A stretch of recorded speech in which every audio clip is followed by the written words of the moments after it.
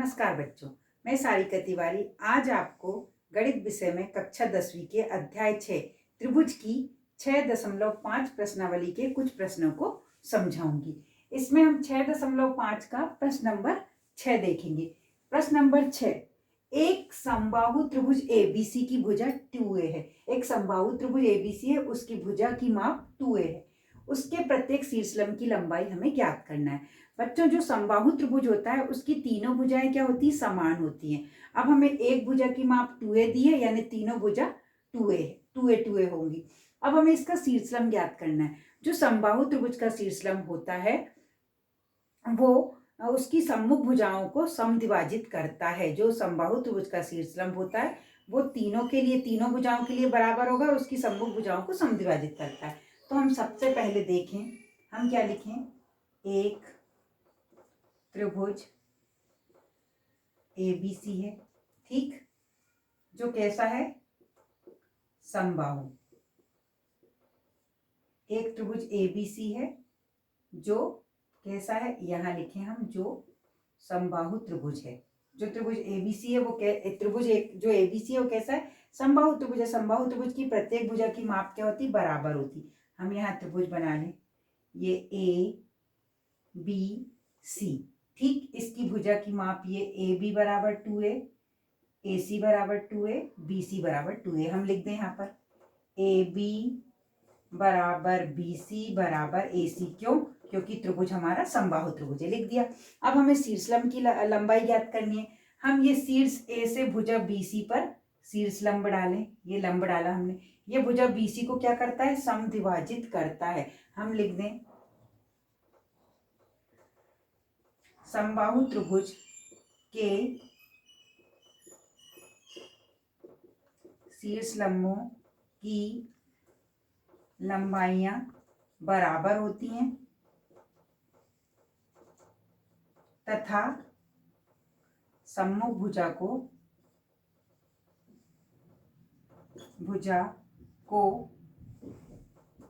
जो शीर्षलंब है वो समद्विभाजित करता है। शीर्षलंब समद्विभाजित करते हैं। सम्मुख भुजा को शीर्षलंब है वो समद्विभाजित करता है, ठीक है। ये त्रिभुज हमारा समबाहु त्रिभुज है। हमें ये शीर्षलंब एडी, ये हमने शीर्ष ए से भुजा बीसी पर एडी शीर्षलंब डाला।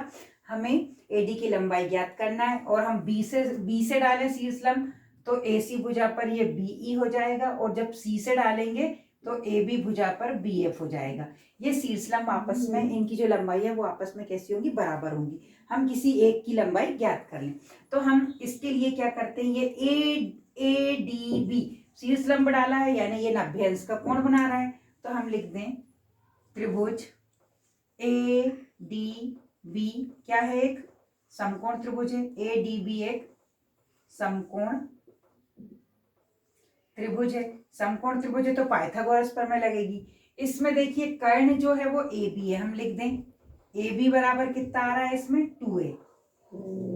उसके बाद बी डी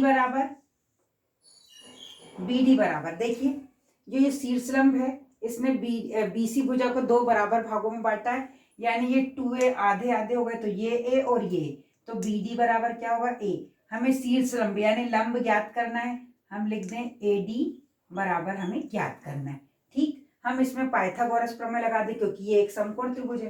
पाइथागोरस प्रमेय से हम लिख दें पाइथागोरस प्रमेय से क्या होती है? पाइथागोरस प्रमेय कर्ण का वर्ग।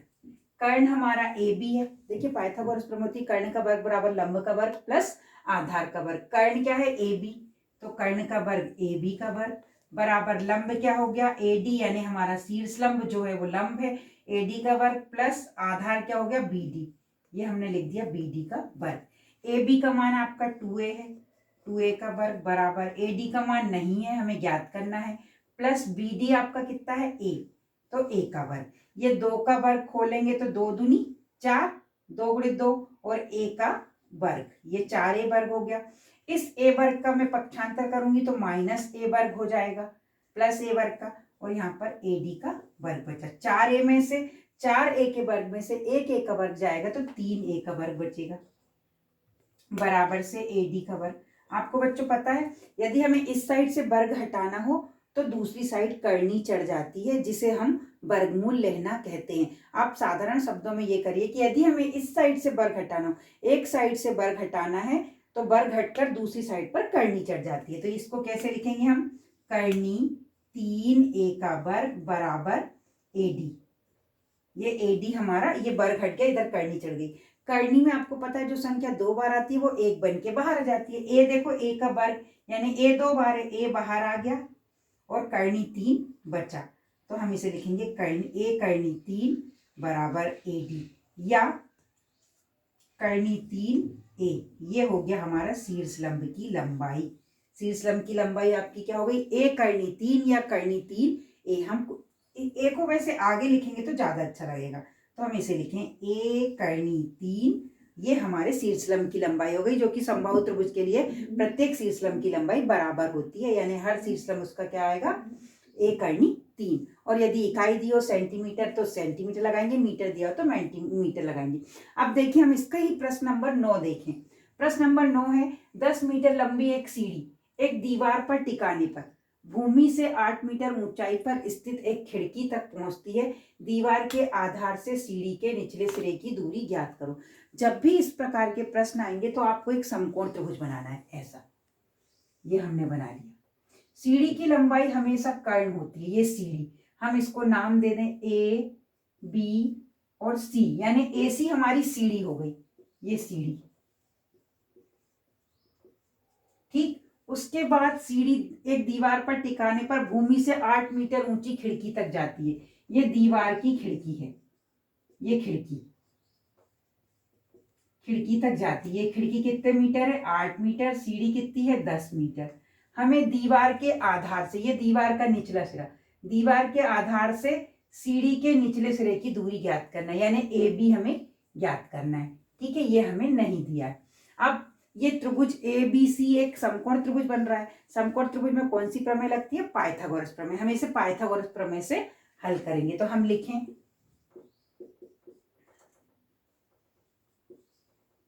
सीढ़ी की लंबाई ए बी बराबर कितना है, 10 मीटर। ठीक, खिड़की की ऊंचाई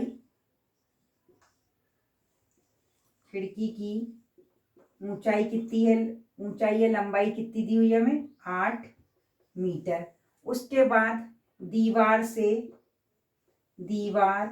के आधार से सीढ़ी के निचले सिरे की दूरी, दीवार के आधार से सीढ़ी के निचले सिरे की दूरी, ये क्या है आपका, ए बी। दूरी बराबर ए बी। सेंटीमीटर हो सेंटीमीटर, मीटर हो मीटर, ए बी मीटर। अब इसमें हम लिख दें समकोण त्रिभुज। ये एक समकोण त्रिभुज बन रहा है।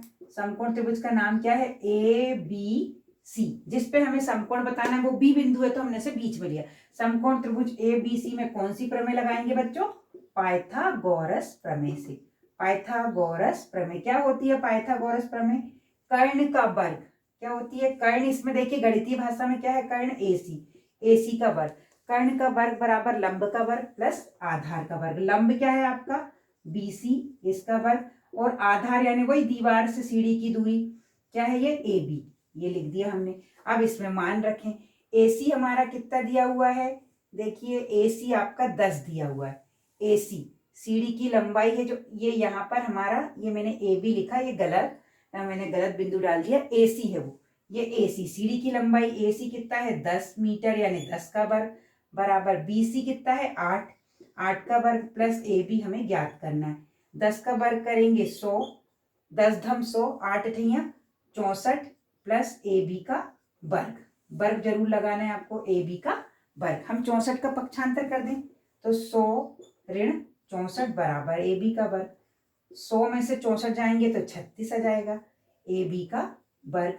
अब हम इस साइड से वर्ग हटाते हैं तो इस साइड करनी चढ़ जाती, यानी करनी 36 बराबर ए बी का वर्ग। आपको पता है बच्चों, करनी में जो संख्या 2 बार आती है वो 1 बन के बाहर निकल जाती है। मैं इस ए बी के वर्ग, यहाँ ए बी बराबर हमारा करनी 36 आ गया। हमने यहाँ से वर्ग घटाया तो इधर करनी चढ़ गई। अब करनी में जो संख्या 2 बार आती है वो 1 बन के बाहर निकल जाती है। मुझे जिसका मान ज्ञात करना है उसे लेफ्ट में रखना चाहिए। तो ऐसा लिखूं, ए बी बराबर करनी 36 को मैं 6 गुणित 6 लिख लूं।